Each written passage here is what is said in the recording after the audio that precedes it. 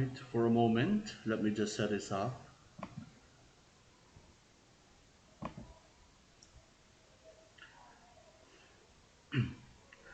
Okay, so today we will be dwelling on the statement of the problem. Of course, definitely we apologize because actually for 5 days the internet connection was shut down here in the institution, so I'm not unable to upload this using a very quick and fast speed of internet on our YouTube channel. Now, I will be discussing the statement of the problem dated October 5 to 9, 2020. So, this is a lecture video to all TVL. I'm your Sir Joseph Lucio Van Scopite. Now, let's go immediately. Now, for the purposes of orientation, we have been dwelling on the word background of the study. The background of the study, several of you, I have received the copies. Some of you have received the information already, and I'm trying to compile them all together. But there are many issues and surprising ideologies that I've uncovered based on the responses that you submitted. Of course, that gives me the alarm because I was expecting for a more comprehensive presentation of ideas. But anyhow, I will be giving my feedback if time permits. Okay, so let's go on the statement of the problem. Now that we've finished background of the study, we proceed on the statement of the problem. And this video is intended to discuss that. Right after that, we go to the scope and delimitation, and then we go to the conceptual framework.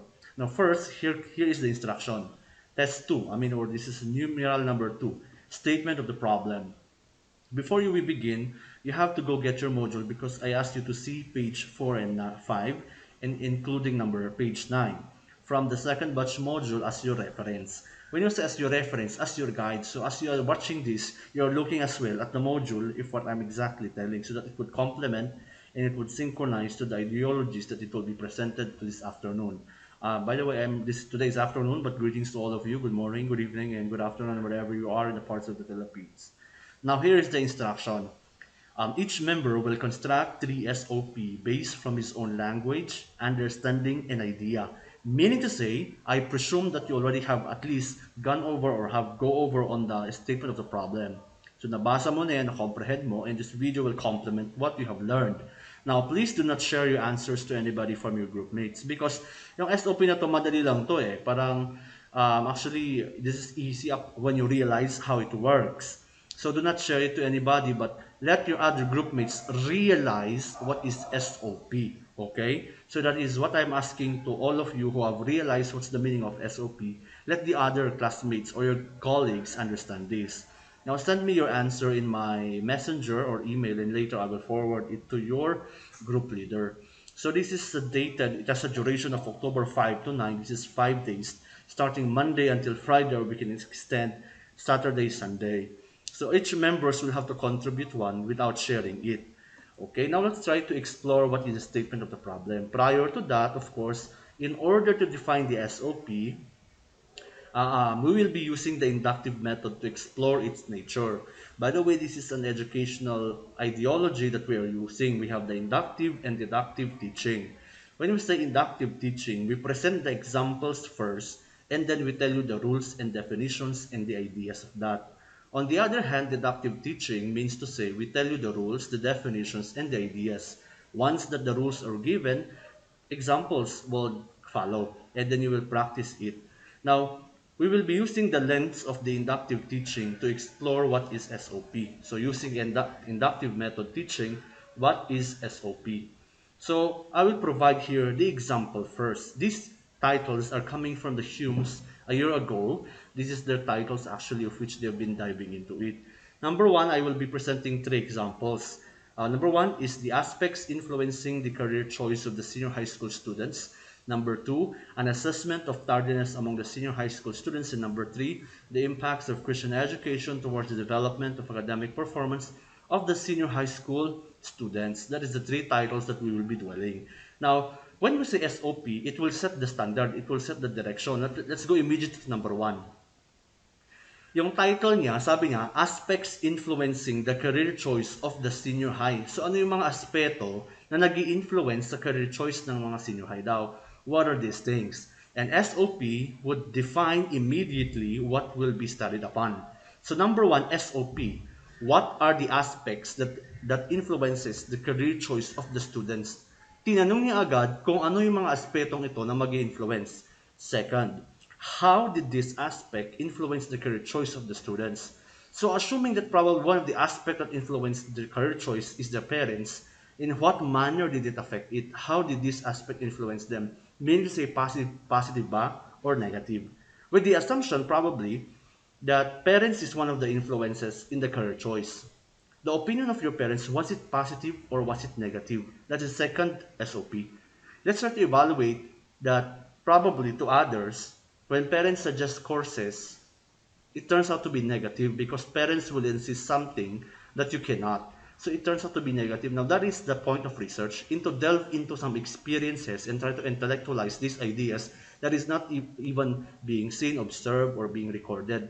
So research has the capacity to document such ideologies and experiences that is not usually or commonly probably presented in the academe.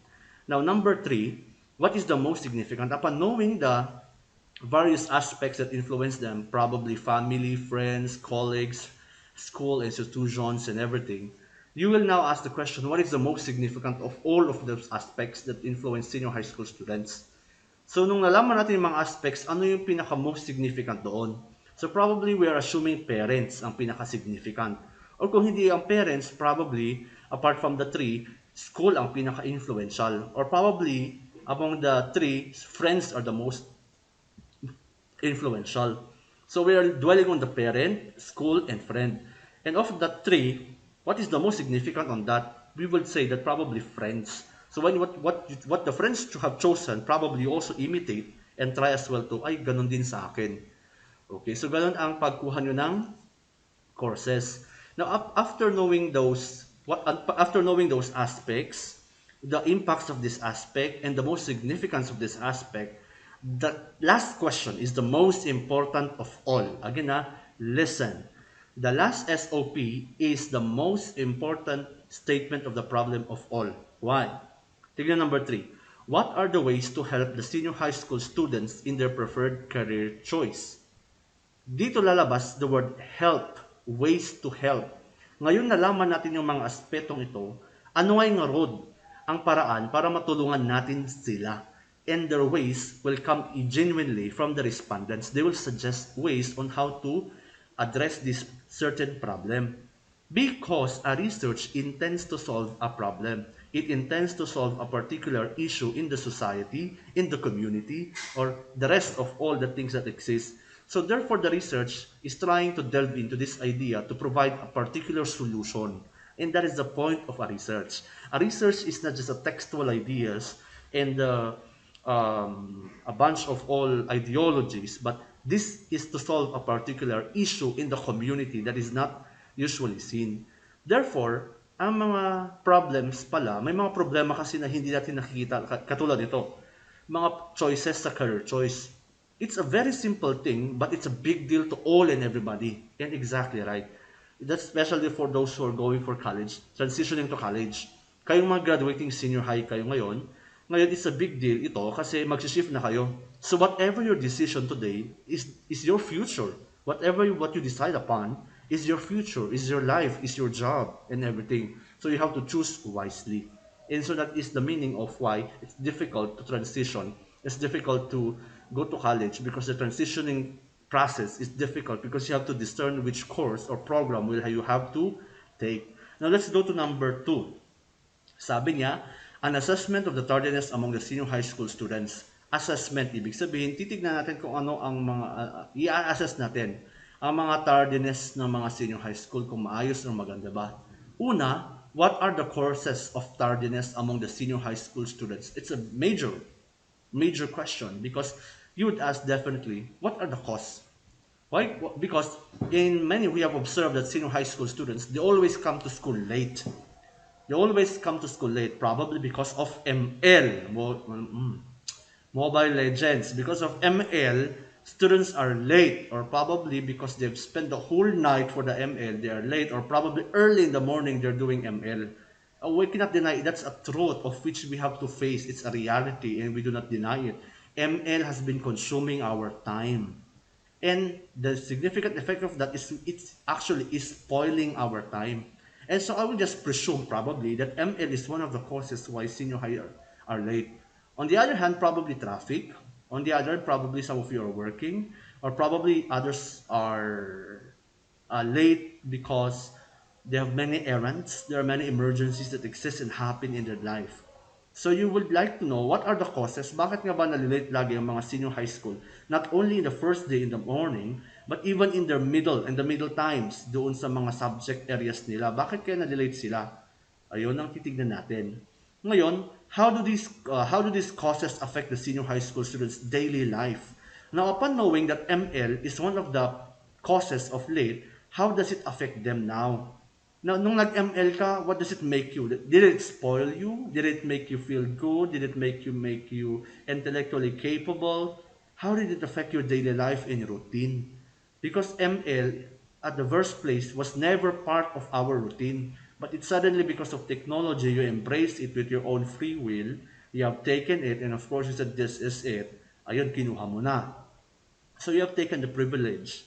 So ngayon, part na ng routine mo ang ML. How did it change your daily life? Is it positive or is it negative? Well, I remember, nung back then, like probably 4 years ago, we used to have a internet connection.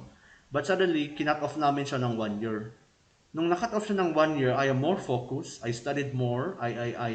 Imbis na naglalaro ako ng games before, back then, I am able to concentrate and focus more on my studies. I'm able to do more of my assignments. I'm no longer procrastinating. I'm no longer a sightseer of of a paragraph that I have to read everything.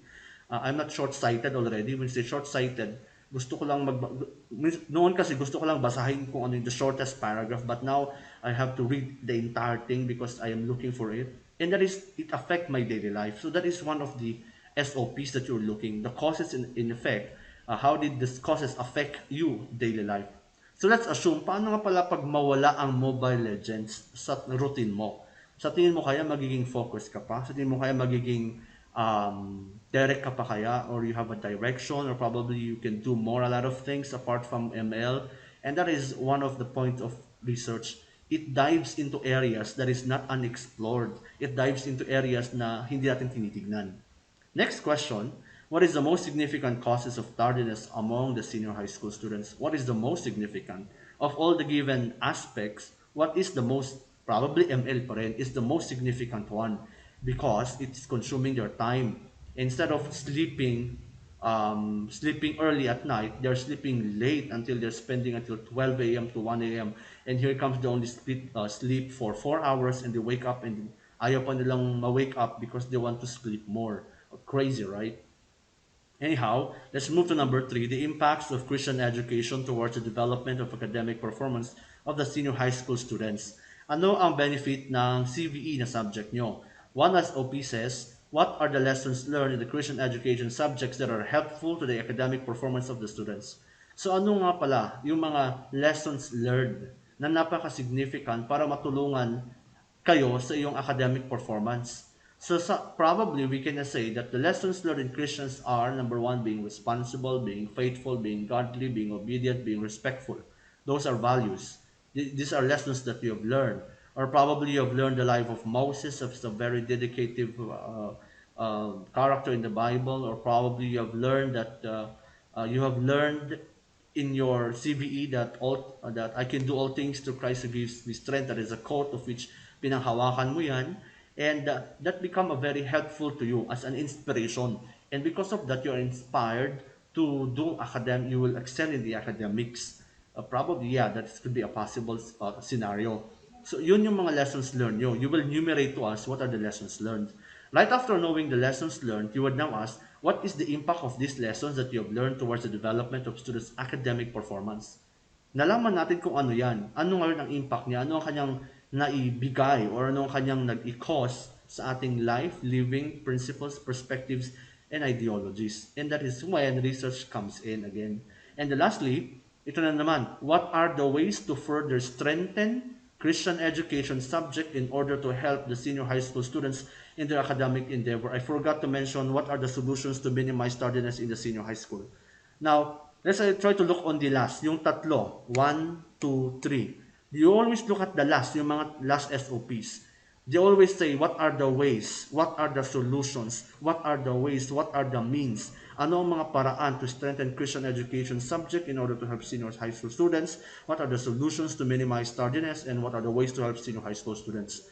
Dito papasok yung purpose ng research to help in the community, to help in the community of knowledge, because you have to provide a particular solution after realizing the problems, after evaluating all the things that has been said and done.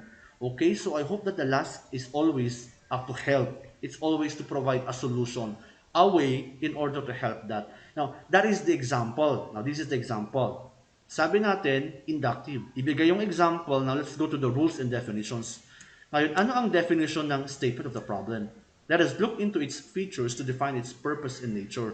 This is according to Buisa and Punch 1998 and Silverman 2013. So this is not my opinion, but this is coming from authors, research, and experts who have been doing this already, and so this is already intellectualized. Number one, they organize the project and give a clear direction and coherence or consistency. Oo nga naman. If we go back again, kapag meron kang SOP, meron ka ng direction, meron kang specific areas na pag-aaralan. At ito ay tinatawag din direction at coherence, consistency. Next, they delimit the project showing the boundaries. Ibig sabihin ng boundaries, it tells you where exactly are you going. Ang boundary kasi, for example, ang KCP, ang boundary niya lang dito. Parang hanggang dyan lang sa may, dito sa may gym, hanggang sa may building A, hanggang dito sa may church. Yun lang kanyang boundary. Ibig sabihin, area of focus. Doon lang siya mag-dwell.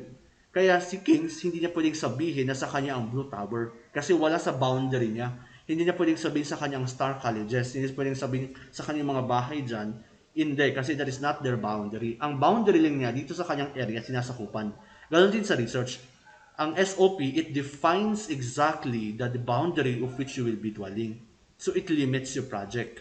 Now, they keep the researcher focused. O nga naman, kapag may SOP ka, alam mo na kung ano ang direct link kukunin mo, ano ang direct link pag-aaralan mo. At yun ang purpose ng SOP. It tells you what exactly to write.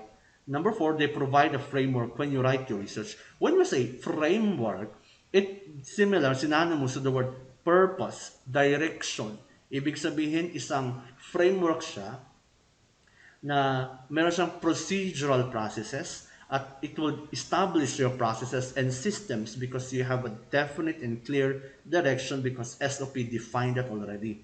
And number five, they point to the methods and data that will be needed. Ngayon, nalaman mo kung ano yung gusto mo, paano mo iproproseso. Ngayon, malalaman mo yung paano mo siya iproproseso kasi nalaman mo kung ano yung mga kukunin, ano yung i-gather mong data. So probably, nung sabi mong aspects, this is already phenomenology because it speaks of experiences. They point the methods and datas. It will define what to do. So, nalaman mong aspects, interview ito. Ang method ko is phenomenology. Ang data ko is ganito, mga experiences. At ito, isa-sort out ko to, i-discourse analysis ko to.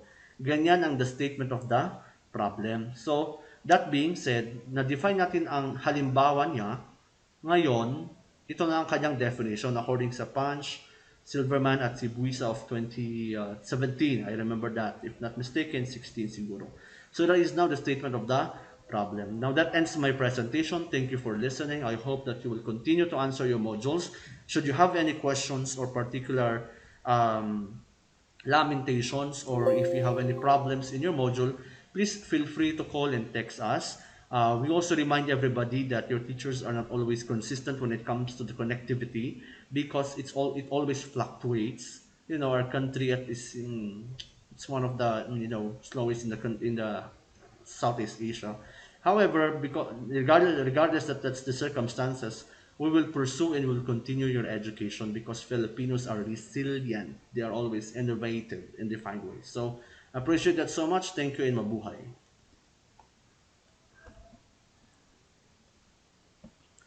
All right, let me just stop.